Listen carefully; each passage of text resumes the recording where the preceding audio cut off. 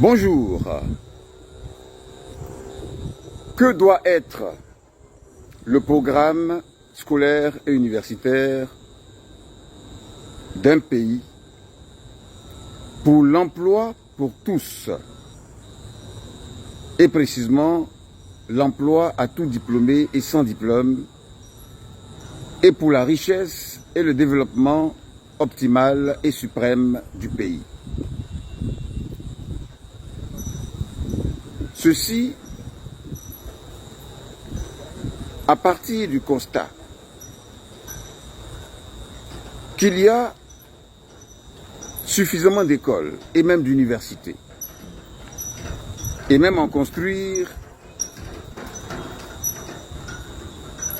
signifie toujours certainement un besoin de rapprochement des écoles ou des universités de la population, mais avec constat du fait qu'il n'y a pas d'emploi, ou du moins ces personnes finissent sans emploi ou au chômage de façon majoritaire et même quasi totale. Et ceux qui trouvent l'emploi, que ce soit à la fonction publique ou dans le secteur privé, sont comme des miraculés. Ça veut dire que l'emploi semble relever du miracle. Au point où construire même de nouvelles universités semble une chose intéressante, mais en même temps une chose qui semble inutile au vu du résultat de vomir des chômeurs. D'où la nécessité d'intervention.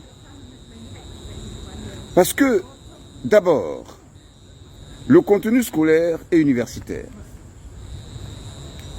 est marqué de plusieurs matières inutiles ou inutilisées et inutilisables parce qu'il n'y a pas de raison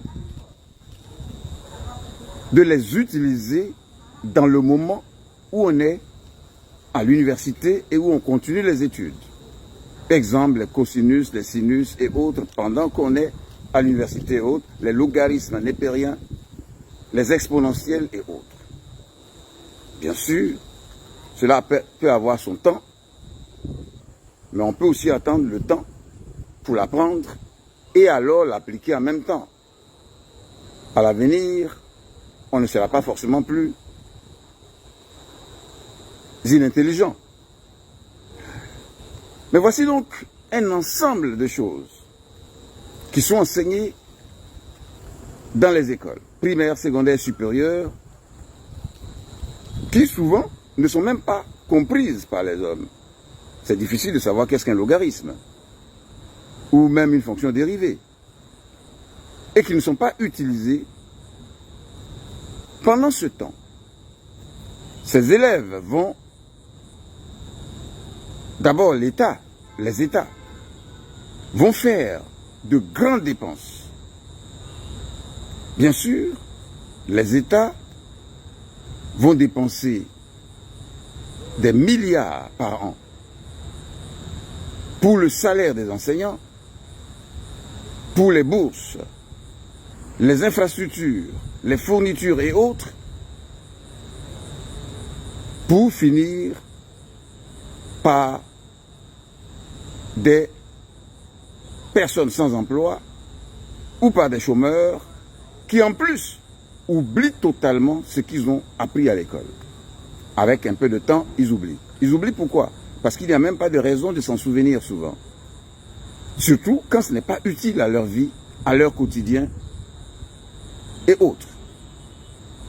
Au point où, en dehors de l'école primaire, qui permet quand même de savoir lire, écrire, calculer, compter et certainement comprendre, au secondaire, ce qu'un homme apprend de la 6e jusqu'en terminale, en dehors des langues, et peut-être des cours portant sur l'emploi qu'on exercera, si ça existait, mais bien sûr, lorsqu'on devient, à la limite, on rentre dans la vie active, mais de la 6e en terminale, tout le secondaire, il y a non seulement des matières qui ne sont pas utiles à la vie quotidienne et qu'on oublie, même à partir de la prochaine année, parce qu'on n'en a plus besoin, on a juste eu les notes dans cette matière, et l'année prochaine, on apprend autre chose. Et en plus, il y a des matières ou des contenus tellement discontinus qu'un homme pourrait faire même le master en passant du CM2 au master et il pourrait réussir à ce master. Tellement tout ce qui est entre le master, entre le CM2 et le master ne sont pas utiles pour y réussir, si bien sûr la personne est d'un bon niveau et intelligent. Et si des personnes croient que j'exagère, à tout le moins, un élève de 4e peut faire une maîtrise, un master de droit, d'économie et de plusieurs matières des domaines de la littérature, des sciences sociales, des sciences humaines, etc. et autres, bien sûr. Pourquoi? Parce que les matières sont souvent très autonomes et très discontinues, c'est-à-dire qu'il n'y a pas de relation entre les matières, ou du moins le contenu des cours d'une année précédente par rapport à une année suivante. Encore moins, même entre une année précédente ou antérieure et la dernière année. Et c'est ce qui m'a permis de faire le baccalauréat en étant sûr que je l'aurais, même quand j'avais déjà le niveau 3e. Pourquoi? Parce que vous allez voir que les matières du baccalauréat ne sont enseignées qu'en terminale. Voyez-vous? Et non en première, ni en seconde. Et si vous comprenez le français, quand vous allez vous inscrire, vous verrez que vous n'avez pas besoin des matières qui ont précédé. Je ne vous demande pas de sauter les classes, mais je dis la réalité. Donc non seulement on oublie d'une année à une autre, la preuve, quand un homme commence à travailler, il n'a de souvenir que lire, compter, calculer, écrire, à la limite comprendre, mais chacun comprend sa manière, et puis ce qu'il a appris, ce qu'il exerce comme boulot, ce qui lui reste de ce qu'il exerce comme boulot. Quant à tout ce qu'il a appris à l'école, il se souvient à peine, et il n'a peut-être que les titres, sous-titres, conférence de Yalta, du genre crise de 1929, Deuxième Guerre mondiale, sans forcément connaître le contenu. Pourquoi? Parce que même s'il s'en souvenait, ça ne lui servirait à rien. Et il se souviendrait alors tellement de choses que sa tête ne se souviendrait même des choses presque inutiles.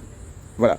Donc, il aura en tête ce qui est nécessaire à la vie qu'il utilisait et puis ce qui est nécessaire au travail qu'il fait. S'il est enseignant, bien sûr, alors il donnera des cours par rapport au secteur dans lequel il a été enseignant. Il se souviendra donc de la 6e jusqu'en terminale. Mais s'il n'est pas enseignant et qu'il est par exemple aux impôts ou à la douane ou commissaire de police ou lieutenant de police ou autre, vous allez voir qu'il a presque tout oublié. Et pourtant, on a enfoui beaucoup de milliards. Les États ont fourni beaucoup de milliards pour donner ces cours qui finissent par être presque inutiles. Pourquoi? Parce que, celui qui a fait la musique, qui a eu le master ou la maîtrise, il est candidat au concours, par exemple, supérieur, il devient le fonctionnaire que devient aussi celui qui a fait la maîtrise de mathématiques, ou qui a fait la maîtrise de danse, ou qui a fait la maîtrise de art plastique, ou la maîtrise d'allemand. À tel point que tout ce que les uns les autres ont appris, il peut même totalement l'oublier et ne faire que, par exemple, les cours d'impôt ou les cours de commissaire de police ou les cours d'infirmerie ou ainsi de suite. Donc déjà, il y a cela. En plus de cela, pendant que les élèves vont à l'école, souvent très pauvres et démunis,